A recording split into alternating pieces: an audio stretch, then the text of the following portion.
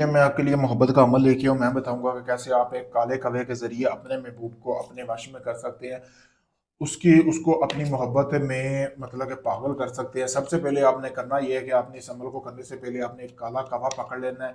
काला कवा पकड़ने के बाद आपने करना ये है कि उसका मतलब कि पकड़ने के बाद उसका खून निकाल लेना है। उसको ज़िबा करने के बाद उसका खून जमा कर लेना है। जमा करने के बाद आपने ये जो तवीज़ है ना, ये तवीज़ यहाँ से लेकर आपने यहाँ तक बनाना है। बनाना कैसे है?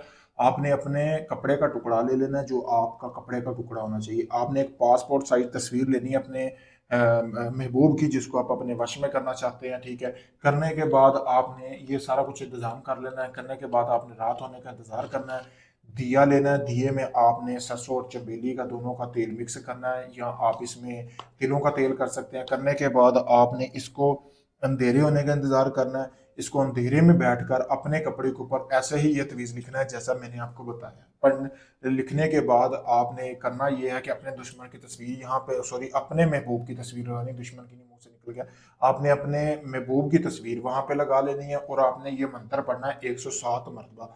काला कवा काली रात में पकारा, यहाँ से लेकर आपने अलवा अलवा यहाँ से लेकर असात यहाँ तक पढ़ना है। ठीक है। ये आपने जो मंत्र है ये 107 मरतबा पढ़ना है।